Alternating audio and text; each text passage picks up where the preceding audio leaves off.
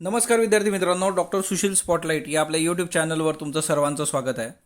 आज रात्री आपण 9 वाजता स्पॉटलाईट सिनाग या ॲक्टिव्हिटीमध्ये स्पर्धा परीक्षा लेखन कौशल्य याच्याबद्दल बोलणार आहोत. तसेच काल UPSCचं नोटिफिकेशन पण आलेलं आहे. नवीन डेट्स एक्झामच्या आहेत. MPSCचं त्या बाबतीत काय होऊ शकतं किंवा जे काही महत्त्वाचे अधिकारी आहेत, माजी अधिकारी, त्यांची याच्याबद्दलची मतं काय आहेत तीही आपण जाणून घेऊयात आणि तुमचे जे काही प्रश्न असतील तेही बघूयात.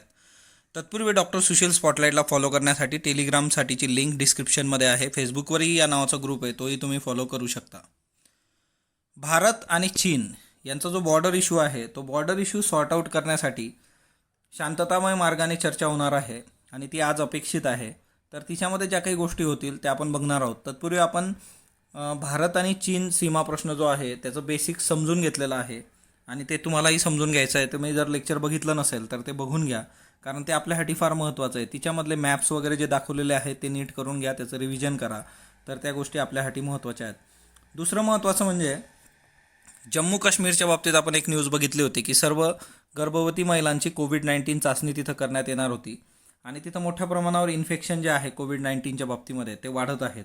तर ते एक लक्षात ठेवा की जम्मू काश्मीर आणि गर्भवती मातांमध्ये वाढणारं कोविड-19.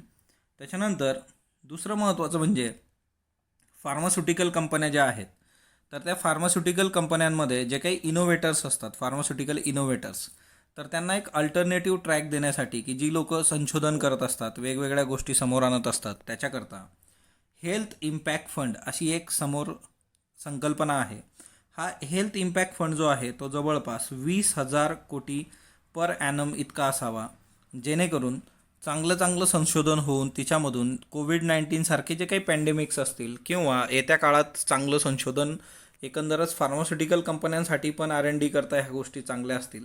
म्हणजे एक गोष्ट मी तुम्हाला सांगितली होती की फुटबॉलच्या हिच्यामध्ये की आता कोविड-19 ज्यावेळेस आलं होतं त्यावेळेस एका शास्त्रज्ञाचं स्टेटमेंट होतं की लिओनल मेसी असेल किंवा दुसरे कोणी असतील तर त्यांच्यावर तुम्ही किती पैसा खर्च करता आणि तुम्ही संशोधनाला किती पैसा देता.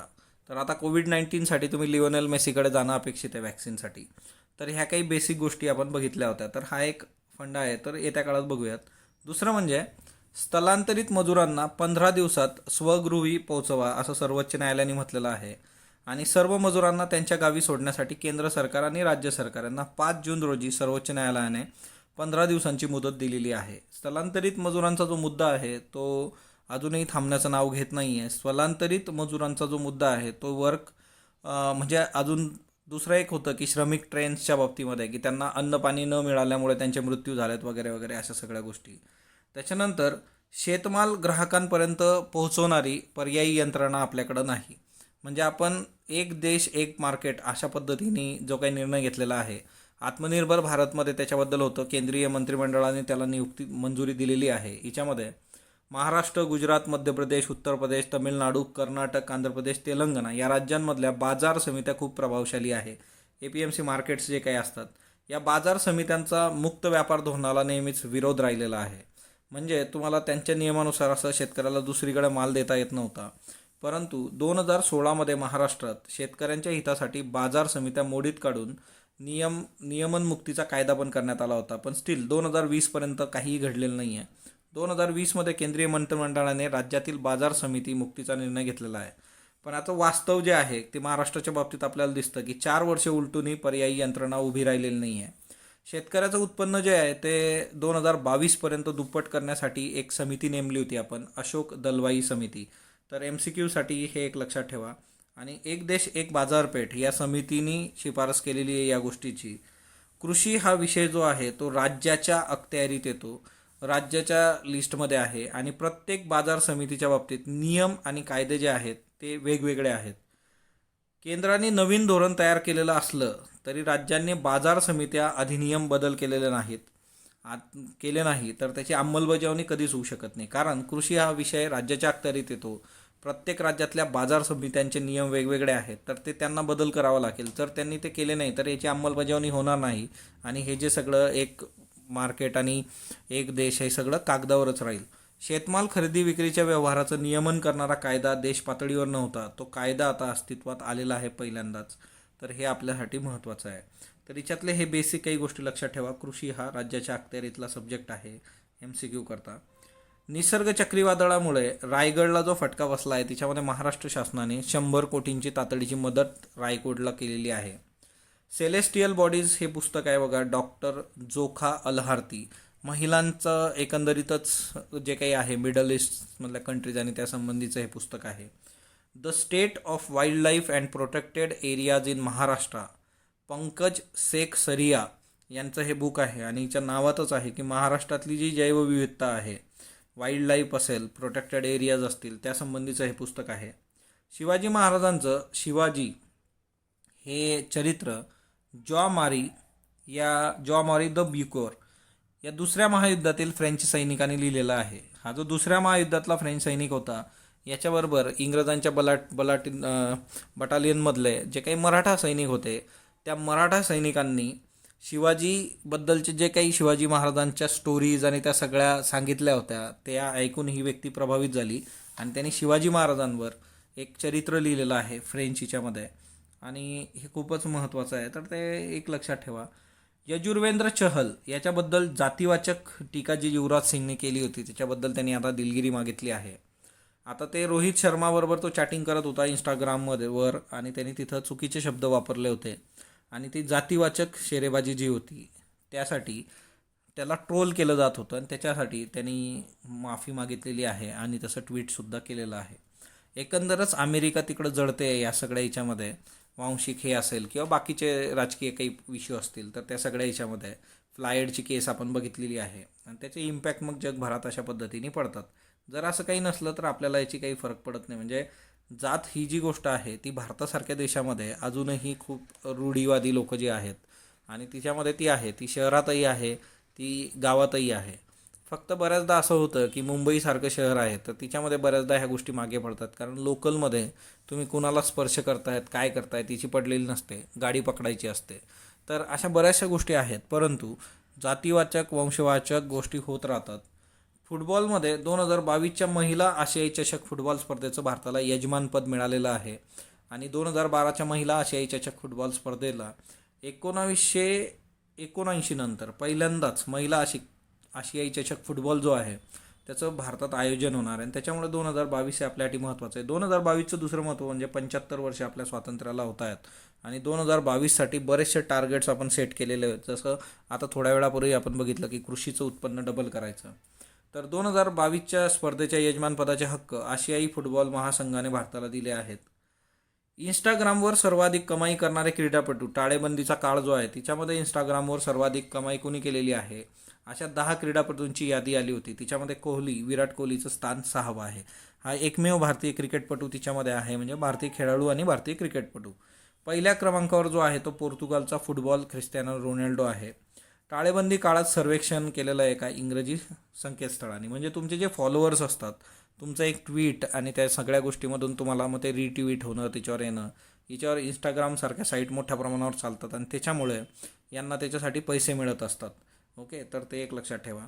त्याच्यानंतर शाळा सुरू करायच्या किंवा नाही हा जो वाद सुरू आहे सध्या, तर शाळा सुरू करण्याचा निर्णय हा सर्वस्वी राज्य सरकार घेणार आहेत. राज्य सरकारांना ते अधिकार दिलेले आहेत.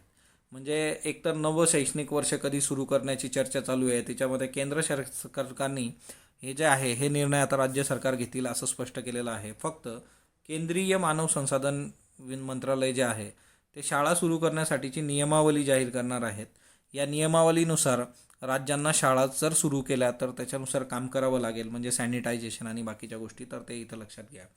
त्याच्यानंतर पर्यावरणामध्ये महाराष्ट्र पर्यावरण मंत्रालयाच्या नावात बदल झालेला आहे. 5 जून 2020 जागतिक पर्यावरण दिनाचं लक्ष समोर ठेवून स्टेट एन्व्हायरमेंट डिपार्टमेंट होतं, तर आता ते डिपार्टमेंट ऑफ एन्व्हायरमेंट आणि क्लायमेट चेंज झालेलं आहे. खूप महत्त्वाचं आहे, MCQला विचारलं जाऊ शकतं. आणि 5 घटकांवर इथं विशेष लक्ष देण्यात येणार आहेत. हे 5 घटक म्हणजे अर्थ पृथ्वी, विंड हवा किंवा वारा, त्याच्यानंतर जल वॉटर, फायर अग्नी, त्याच्यानंतर इथर अंतरिक्ष किंवा पातळ हवेचा जो काही प्रदेश असतो वरचा तो. तर या 5 गोष्टींवर लक्ष देण्यात येणार आहे. आता टाईम फॉर नेचर ही UNEPची जागतिक पर्यावरण दिनाची संकल्पना होती. आता बऱ्याच ठिकाणी हे टाईम फॉर नेचर आलेलं आहे, परंतु सेलिब्रेटिंग बायोडायव्हर्सिटी ही संकल्पना 5 जूनची जागतिक पर्यावरण दिनाची आहे. तर ही UNEPची संकल्पना आहे टाईम फॉर नेचर, आणि त्याच्यासाठी 100 कोटी रुपयांचा निधी देण्यात आलेला आहे. तर हे एक लक्षात ठेवा. त्याच्यानंतर कुठल्याही नवीन योजना वित्तीय वर्ष 2021-21मध्ये चालू होणार नाही, त्या रद्द होतील. चालू वर्षामध्ये कोणत्याही योजना सुरू करू नयेत असं अर्थ मंत्रालयाने स्पष्ट केलेलं आहे. दुसरी महत्त्वाची बाब की MPSCसाठीचे महत्त्वाचे जे निबंध आपण घेतोय त्याच्यामध्ये बदलती शिक्षण पद्धती हा आजचा निबंधाचा टॉपिक आहे. एकंदरच कोविड-19 किंवा बाकी सगळ्या घटकांमध्ये शिक्षण पद्धतीत कुठले बदल होत आहेत, ते कसे होतील त्यासंबंधीचा हा निबंध. UPSCच्या मुलांचे बरेचसे रिप्लाय आलेले आहेत, त्यांनी उत्तर लिहिण्याचा प्रयत्न केलेला आहे आणि ते सुरू आहे. पण MPSCचं एकही कॅन्डिडेट अजून त्यांनी एसे लिहिलेलं नाही आहे. तर म्हणजे कसं असतं की कुठलीही गोष्ट, कुठलीही ॲक्टिव्हिटी हे तुमच्या रिस्पॉन्सवर असते. जर तुमच्याकडून हे होणार नसेल तर आपण हे चालवण्यात काही एक पॉईंट राहत नाही. UPSC मेनसाठीचा आजचा प्रश्न बघा की normally when cities plan, industries are located on one side and city expand towards other. But in case of Visakhapatnam, industrial growth is scattered in all direction. What are the reasons behind it? Why urban planning is crucial? Suggest some measures to overcome industrial accidents. 250 वर्डमध्ये 15 मार्काचा हा प्रश्न तुम्हाला लिहायचा आहे. त्याच्यानंतर खालचे जे प्रश्न होते, महाराष्ट्रातील सर्व जिल्ह्यांना वार्षिक योजनेअंतर्गत उपलब्ध होणारा किती निधी करोना प्रतिबंधावर वापरण्याचे आदेश शासनाने दिलेले आहेत. प्रत्येक जिल्ह्याला 25% निधी हा करोनासाठी वापरायचा आहे. 3 जून रोजी भारताने कोणत्या देशाबरोबर 10 वर्षाच्या कालावधीसाठी पर्यावरण करार केला? Nepal, Bhutan, Germany, Australia. तर याचं उत्तर जे आहे ते भूटान आहे. खालीलपैकी कोणत्या बंदराचं नाव श्यामाप्रसाद मुखर्जी बंदर असं करण्यात आलं? कोलकाता, विशाखापट्टणम, मार्मागोवा, न्यू मँगलोर. तर याचं उत्तर जे आहे ते कोलकाता आहे. कोरोनावरील ऑस्ट्रेलियातील संशोधनानुसार 1% आर्द्रता कमी झाल्यास कोविड प्रसारात किती वाढ होते? तर याचं उत्तर जे आहे ते 6% आहे. चक्रीवादळाच्या नावात जास्तीत जास्त किती अक्षरे असावीत? तर ती 8 अक्षरं जास्तीत जास्त असणं अपेक्षित आहे. त्याच्यानंतर 5 जून हा दिवस जागतिक पर्यावरण दिवस म्हणून 1972 पासून साजरा केला जातो. 2020च्या जागतिक पर्यावरण दिवसासाठी यजमान देश जो आहे तो कोलंबिया आणि जर्मनी आहे. फक्त अयोग्य, फक्त ब योग्य, फक्त अब योग्य, दोन्ही अयोग्य. याचे उत्तर तुम्ही कमेंट बॉक्समध्ये देणार आहात. दुसरा प्रश्न, सुस्ता हे ठिकाण गंडक नदीच्या किनाऱ्यावर आहे. सुस्ता हे ठिकाण उत्तराखंड राज्यात आहे. फक्त अ बिनचूक, फक्त ब बिनचूक, अब बिनचूक, दोन्ही चूक. टुलिप कशाशी संबंधित आहे? कोविड-19, स्थलांतरित मजूर, पदवीधर विद्यार्थी आंतरवासीयता कार्यक्रम, अर्थव्यवस्थेला उभारी देणारा कार्यक्रम. भारताने म्युच्युअल लॉजिस्टिक सपोर्ट ॲग्रीमेंट कोणत्या देशाबरोबर केले आहे? Germany, France, America, Australia. 2016 ते 2020 या कालावधीत वन जमिनी संदर्भातील सर्वाधिक प्रकल्प कोणत्या राज्यात मंजूर झालेत? मध्य प्रदेश, तेलंगण, ओडिशा, तमिळनाडू. तर या प्रश्नांची उत्तर तुम्ही कमेंट बॉक्समध्ये देणार आहात. त्याच्यानंतर दुसरी एक सूचना अशी होती की स्कॉलर बुक डेपो जो आहे पुण्यातला, तर ते पोस्टल सर्व्हिस देतात बुक्सची.